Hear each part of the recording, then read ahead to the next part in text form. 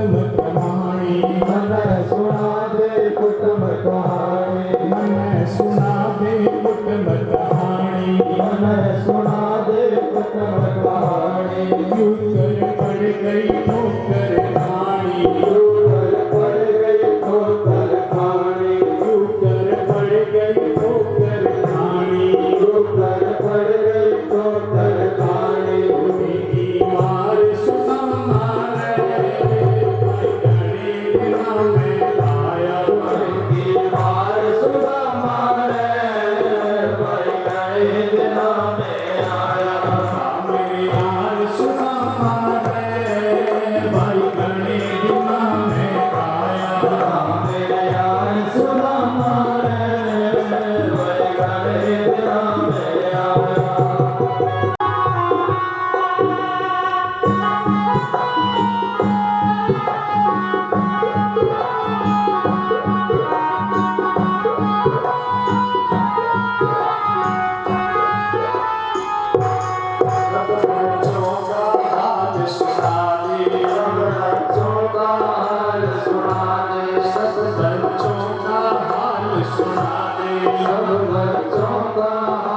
सुना दे, उस रानी की बात बता दे, उस रानी की बात बता दे, उस रानी की बात बता दे, उस रानी की बात बता दे।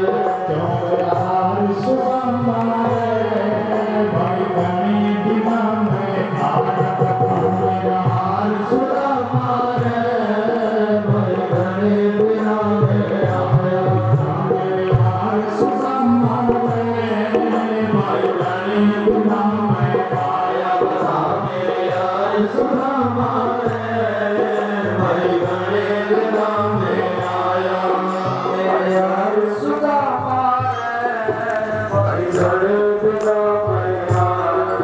गोविंद भगवान की सुदामा से मेरे प्रभु पूछ रहे हैं, सुदामा बच्चों का हाल सुनावे। और भाभी, भगवान जी ने कहा सुदामा, फिर भाभी ने मेरे लिए कुछ ना कुछ उपहार जरूर भेजा होगा और कुछ ना कुछ अवश्य कहा होगा। सुदामा ने कहा, प्रभु कहा है, क्या कहा? सुदामा ने कहा, आपकी भाभी ने कहा है, एक मास सौ पाठ में, एक मास दो पाठ में दो एकादशी होए, सो प्रभु दीन दयाल ने नित्य प्रतिदिनी मोए। हमें भोजन नहीं मिलता, नित्य एकादशी का व्रत रख लेते हैं, जल ग्रहण करके आपका भजन करते हैं। मेरे प्रभु रोने लगे, सुदामा से कहते हैं, सुदामा भाभी को मेरी तरफ से एक बात कह देना। कौन सी बात? होनी थी जो होए गई, होनी थी जो होए गई, अपना ऐसी हुए। भाभी तेरे भवन में नित्य द्वादशी हो, भाभी तेरे भवन में नित्य द्वादशी हो। भाभी अब तक जो हुआ मुझे माफ कर, पर आगे से तेरे घर में एकादशी नहीं द्वादशी मना करेगी, क्योंकि कोई कमी नहीं रहेगी। मेरे प्रभु सुदामा के साथ वार्तालाप कर रहे हैं। वैसे बहुत लंबी कथा है, समय का अभाव, एक एक चीज के बारे में ग्रंथ में लिखा हुआ। सुदामा काफी दिन तक प्रभु के घर में रहे, द्वारिका में रहे। जैसे जाने लगे, विदा मांगी प्रभु से। अब सुदामा मन में सोच रहा है कि मैं मित्र से कुछ मांगूंगा, पर मित्र ने मुझे कुछ दिया भी नहीं। मन में सोच करके मार्ग पर चल पड़ा। मन में सोचता है कि मेरे मित्र ने मुझे कुछ दिया नहीं। मेरे मित्र का फर्ज बनता था अपने आप मुझे देता। कहते सुदामा मन में सोचता हुआ चल रहा है। जैसे ही अपने भवनों में पहुंचा, अपनी कुटिया के पास पहुंचा, देख करके डर गया। सुदामा मंदिर देख डरे, सुदामा मंदिर देख डरे। यहाँ तो थी मेरी टूटी झुपड़िया, अब कंचन महल खड़े, अब कंचन महल खड़े। मन में सोचता है, मैं द्वारिकाधीश के पास गया, मेरे पास एक टूटी हुई झुपड़िया थी, वो भी गई। पता नहीं किसके महल बन गए। इतने में सुशीला जी की नजर पड़ी। सुशीला ने अपने पति को देखा, दौड़ी पति के पास, आरती का थाल लेकर के सुदामा कहता है देवी जी आप कौन? सुशीला ने कहा पति मुझे नहीं पहचाना, मैं आपकी पत्नी सुशीला। सुदामा ने कहा तुम्हारा रूप रंग ये महल ये सब कैसे? सुशीला ने कहा पतिदेव ये सब हमें प्रभु ने प्रदान कर दिया, गोविंद ने प्रदान कर दिया।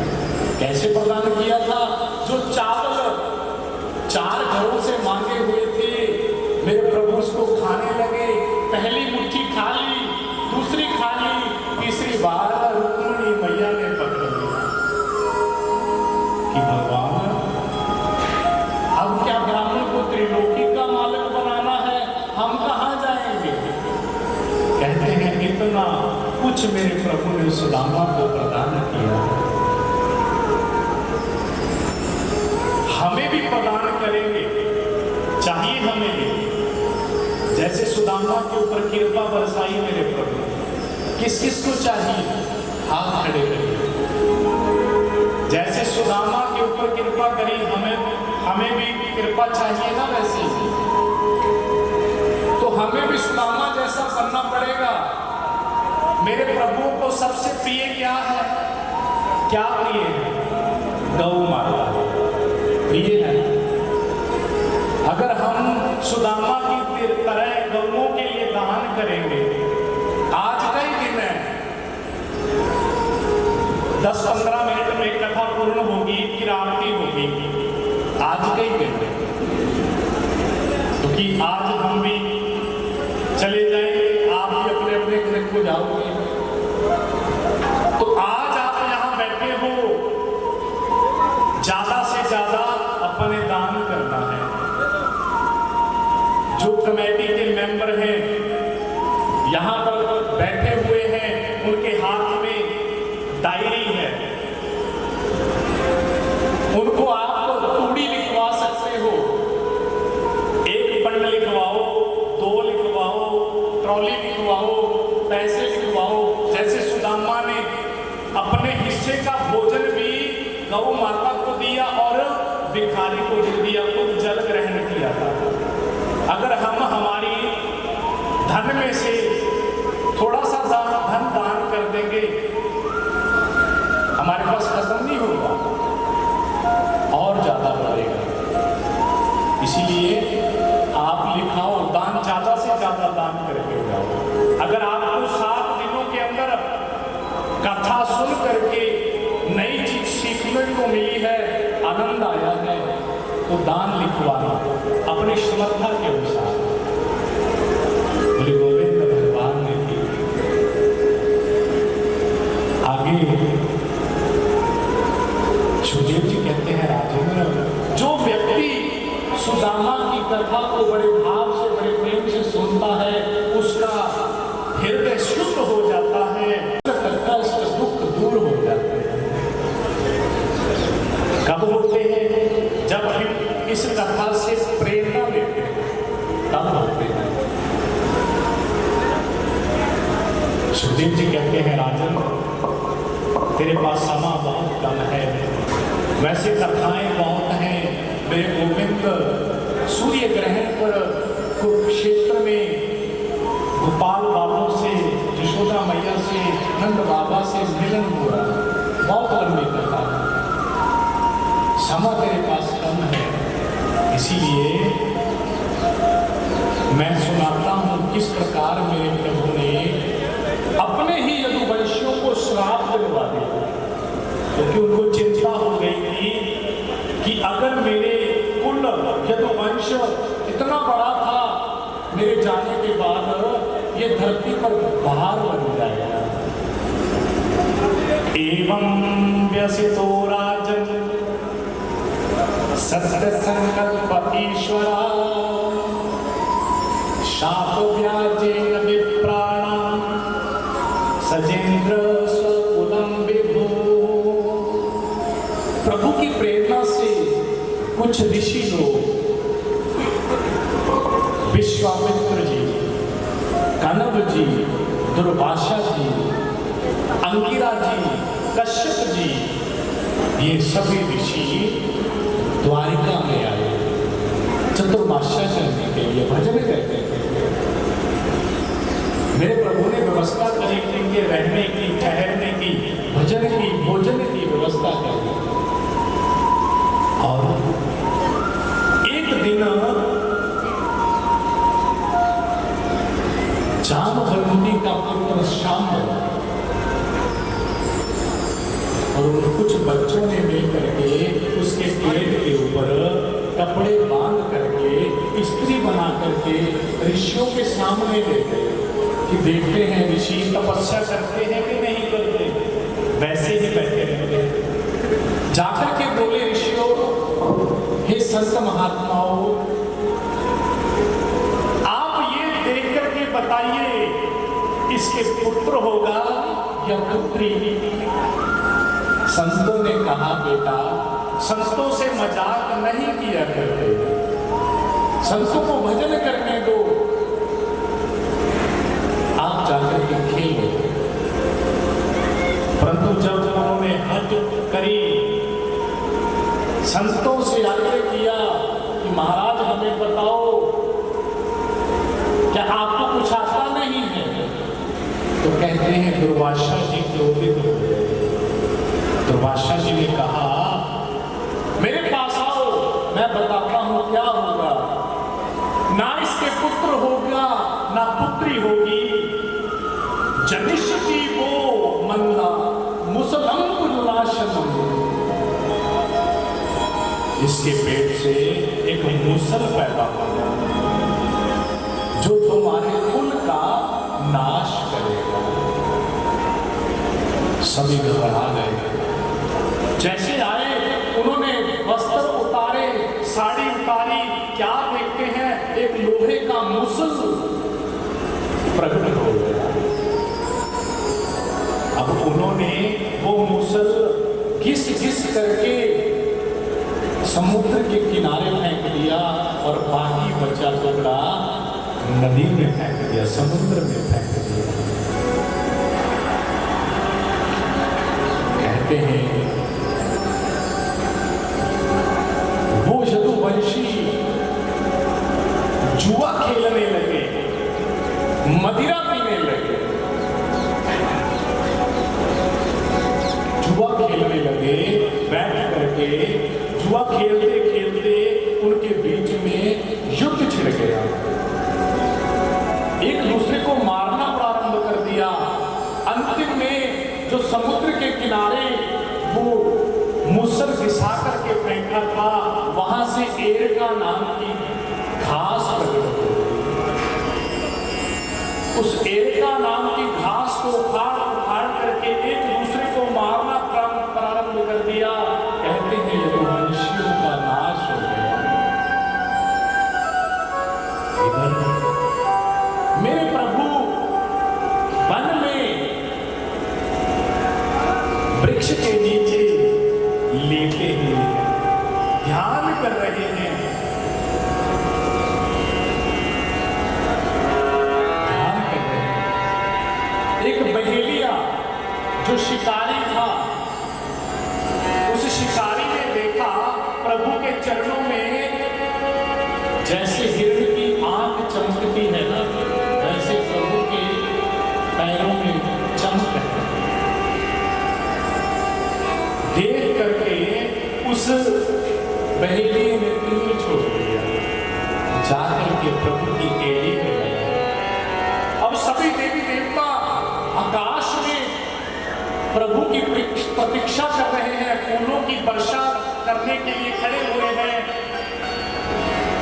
प्रभु के पांव में जब वो तीर लगा, वो शिकारी जैसे आया प्रभु के पास क्षमा मांगने लगा, प्रभु मुझसे गलती हो गई, मुझे लगा हिरण है, मुझे माफ कर दीजिए। प्रभु ने बोला, नहीं, जिस प्रकार मैंने राम अवतार में तो बाली था, मैंने छुप करके तुझे तीर मारा था, मैं किसी का कर्ज अपने ऊपर नहीं रखता, वो कर्ज मैंने आज उतार दिया है। तो पिछले जन्म में राजा बाली था, मैं राम था, इस जन्म में तू शिकारी है और मैं कृष्ण बन करके आ गया। उद्धव जी को कहा, उद्धव ये श्रीमद् भागवत कथा तो बद्री विशाल में चला जा, वहां जाकर के नित्य प्रतिदिन पाठ करना।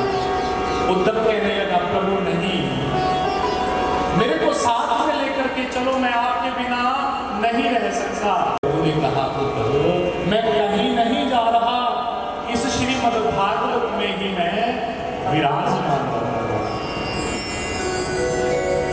देवता लोग आकाश में देख रहे हैं, प्रभु के आने की परीक्षा कर रहे हैं। ऐसा प्रकाश निकला, देखते ही देखते वो प्रकाश कहाँ गया, देवताओं को समझ में नहीं आया। वो प्रकाश निकल करके श्रीमद् भागवत में विराजमान हो गया। बोलिए बांके बिहारी लाल की जय, श्रीमद् भागवत महापुराण की जय। मेरे गोविंद भागवत जी में विराजमान हो गए। जहां पर श्रीमद् भागवत जी चली जाएगी, वहां पर मेरे गोविंद अपने आप चले जाएंगे। आगे सुखदेव जी कहते हैं, राजन मैंने बड़े भाव से तुझे ये कथा सुनाई है, अब मुझे जाने की आज्ञा दे। सुखदेव जी का पूजन किया गया परीक्षित के द्वारा। पूजन करके जैसे ही जाने लगे, परीक्षित बोला, प्रभु मुझे पता है अब आप चले जाओगे, तक्षक आएगा, मुझे मारेगा और मेरी मृत्यु हो जाएगी, मौत हो जाएगी। सुखदेव जी कहते हैं, राजन कम तो राजन मरिष्यति पशु बुद्धि मीमां जहि। राजन मैंने भागवत कथा सुना दी, अभी भी तू कह रहा है मैं मर जाऊंगा। इस पशु बुद्धि को त्याग, आत्मा ना मरती है, ना कोई शास्त्र काट सकता है, ना कोई अग्नि जला सकती है। तू आत्मा है, अजर है, अमर है, तू उस परमात्मा का अंश है। जैसे ही सुखदेव जी ने राजा परीक्षित के सिर पर हाथ रखा तो पूर्ण ज्ञान हो गया। पूर्ण ज्ञान करवा करके सुखदेव जी चले गए। इधर जन्मे जी ने, परीक्षित के पुत्र ने पहरा लगा दिया। एक एक वस्तु राजा के पास चेक करके भेजी जा रही है कि तक्षक नाम है। भागवत जी में लिखा है, कश्यप ऋषि भी उसको बचाने के लिए आ रहे थे, तक्षक नाग भी आ रहा था मारने के लिए। तक्षक नाग ने एक वृक्ष को भस्म कर दिया और कश्यप ऋषि जी ने जल लेकर के उसको हरा कर दिया। ये भागवत जी ने लिखा हुआ। तक्षक ने कहा, कश्यप ऋषि जी ये विधि का विधान है, आप राजा को मत बचाइए। आपको अगर कोई धन चाहिए, आप जितना मर्जी धन ले जा सकते हो, पर आप विधि के विधान में अड़चन पैदा मत कीजिए। कहते हैं कश्यप जी वापस हो गए। अब एक एक चीज को चेक किया जा रहा था, पर राजा ने मन में सोचा कि संध्या का बेला हो गया, शाम का बेला हो गया। अगर तक्षक ना आया तो एक ब्राह्मण का वचन झूठा जाएगा, क्योंकि ब्राह्मण का श्राप था। तक्षक ने एक छोटा सा रूप बनाया, एक पुष्प में विराजमान हो गया। जैसे ही राजा के पास पुष्प पहुंचे, पुष्प उठाया, मस्तक पर लगाया, मन में भाव आया कि यही पुष्प तक्षक नाग है। कहते हैं उस पुष्प से निकल करके तक्षक ने जैसे ही अपना रूप बनाया, तुरंत राजा ने समाधि लगाई, अपने प्राणों को दसम द्वार में ले जाकर के प्रभु में विलीन कर दिया और उधर सर्प ने दंड बांध दिया। सर्प की लाज भी रही, ब्राह्मण के वचनों की लाज भी रही और परीक्षित को मोक्ष भी मिल गया। आइए एक श्लोक पहले दिन भी हम सभी ने उच्चारण किया भागवत जी का अंतिम श्लोक भी हम सभी मिलकर के उच्चारण करेंगे। नाम संकीर्तनम यस्य, संकीर्तनम यस्य, नाम संकीर्तनम यस्य, नाम संकीर्तनम यस्य, सर्व पाप प्रणाशनम, सर्व पाप प्रणाशनम, सर्व पाप प्रणाशनम, सर्व पाप प्रणाशनम, प्रणामो दुःख शमनम, प्रणामो दुःख शमनम, प्रणामो दुःख शमनम, प्रणामो दुःख शमनम, तम नमामि हरिं परम, तम नमामि हरिं परम, तम नमामि हरिं परम। तम नमामि हरिं परम। भागवत जी ने लिखा है, जो व्यक्ति प्रभु के नाम का संकीर्तन करता है, कथा को सुनता है, भजन करता है, वो सभी पापों से मुक्त हो जाता है, सभी दुखों से मुक्त हो जाता है। मेरे प्रभु उस व्यक्ति के ऊपर अपार कृपा कर देते हैं। बोले गोविंद भगवान की जय। गोविंद किस्मत जपया नहीं जाता मेरा भाई कृष्ण मुरारी, किस्मत जपया नहीं जाता मेरा राधे कृष्ण मुरारी, किस्मत जपया नहीं जाता मेरा राधे कृष्ण मुरारी। किस्मत जपया नहीं जाता श्री राधे बोलो हरि काली मुरारी, किस्मत जपया नहीं जाता।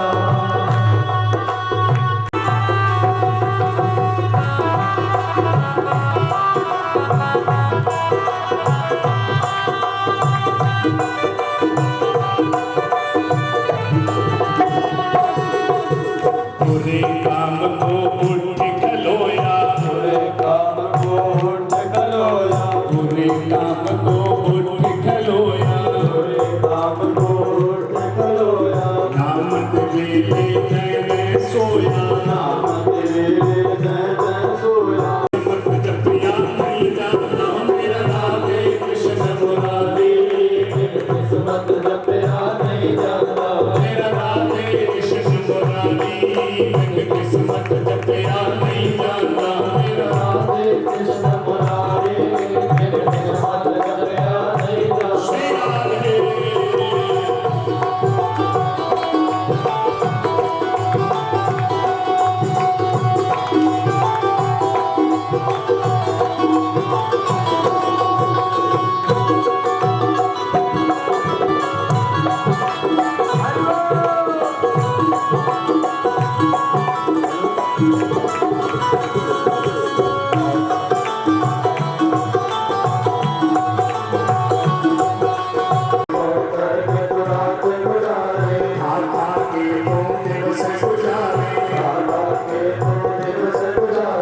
माता के तुम दिवस गुजारे, माता के तुम दिवस गुजारे, उम्र बीत गई सारी, किस्मत जपया नहीं जाता मेरा राधे कृष्ण मुरारी, किस्मत जपया नहीं जाता राधे कृष्ण मुरारी। किस्मत जपया नहीं जाता। श्री राधे।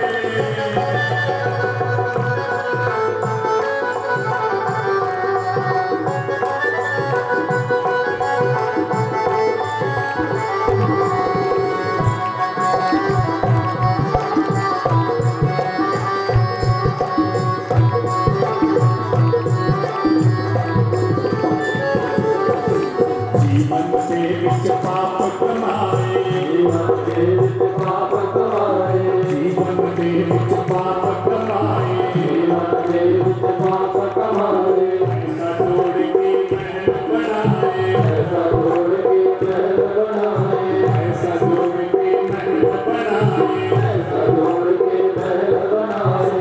आया राधिक बारी, किस्मत जपया नहीं जाता मेरा राधे कृष्ण मुरारी, किस्मत जपया नहीं जाता मेरा राधे कृष्ण मुरारी, किस्मत जपया नहीं जाता मेरा राधे कृष्ण मुरारी, किस्मत जपया नहीं जाता मेरा राधे कृष्ण मुरारी, किस्मत जपया नहीं जाता मेरा राधे कृष्ण मुरारी। मेरा राधे कृष्ण मुरारी मेरे समझ प्यारे मेरा राधे कृष्ण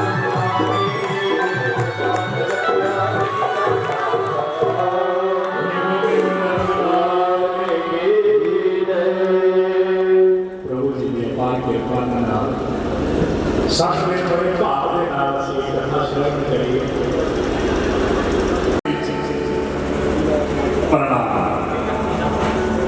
क्योंकि अपा कथा सुनी सी ना, वक्ता छोटा और श्रोता बड़ा मन्या शासन कोई गलती नहीं हो गई तो अपना बच्चा समझ के क्षमा करना। बोले गोविंद भगवान की जय हो।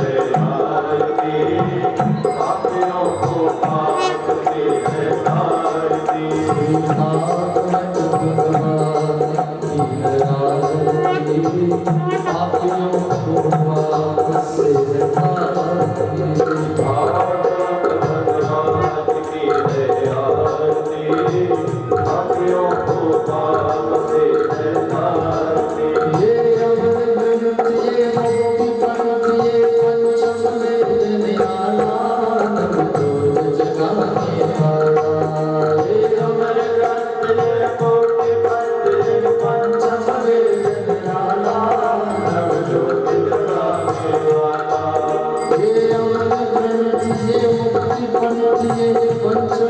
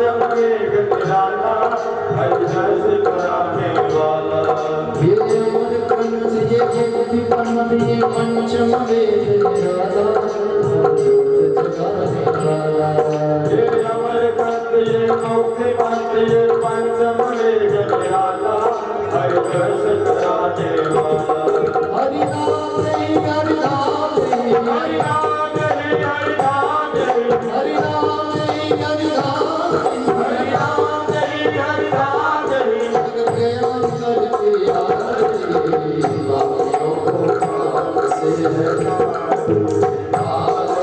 भगवान की आरती अभियो को बाप से है आरती भगवान की आरती अभियो को बाप से है आरती भागवत भगवान की आरती अभियो को बाप से है आरती कर्पूर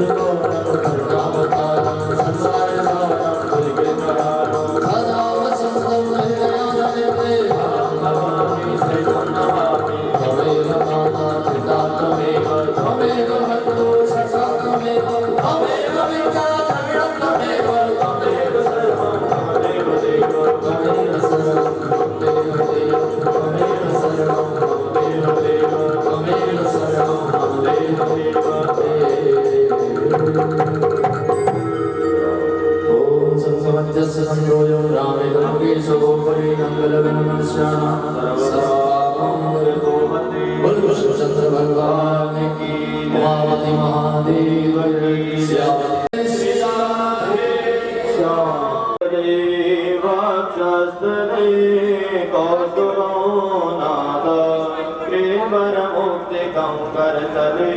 वेणु करे कंकणो सर्वांगे हरिचंदनं सुललितं कंठे चमोतावरे गोपाल श्री परिवेशितो विजयते गोपाल चूड़ामणि गोपाल चूड़ामणि बोले श्रीमद् भागवत महापुराण की जय ओम नमः पार्वती पते हर हर महादेव। कृपया सभी अपने अपने स्थान पर बैठ जाइए। नाम है तेरा तारनहारा, कब तेरा दर्शन होगा। जिनकी प्रतिमा इतनी सुंदर, वो कितना सुंदर होगा, वो कितना सुंदर होगा। नाम है तेरा तारनहारा, कब तेरा दर्शन होगा। जिनकी प्रतिमा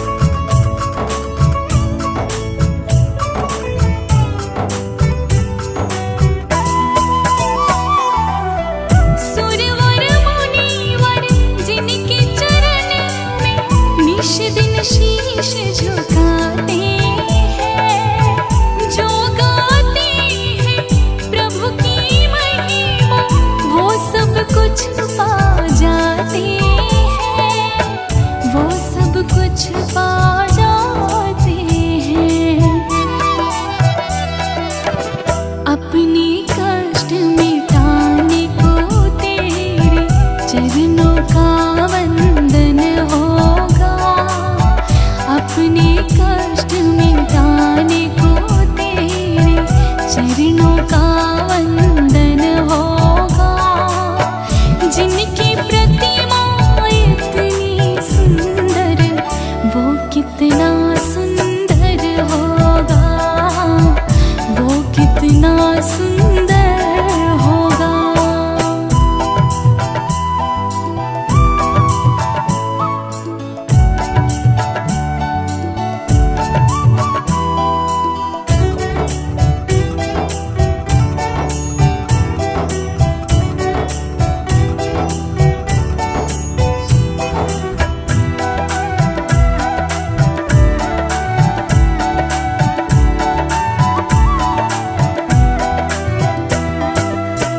मन की मुरादें लेकर स्वामी तेरे चरण में आए हैं। हम हैं बालक तेरे चरण में तेरे ही गुण गाते हैं, तेरे ही गुण गाते हैं। भव से पार उतरने को तेरे गीतों का संगम होगा, भव से पार उतरने को तेरे गीतों का संगम होगा। जिनकी प्रतिमा इतनी सुंदर वो कितना सुंदर होगा, वो कितना सुंदर होगा। नाम है तेरा तारनहारा, कब तेरा दर्शन होगा।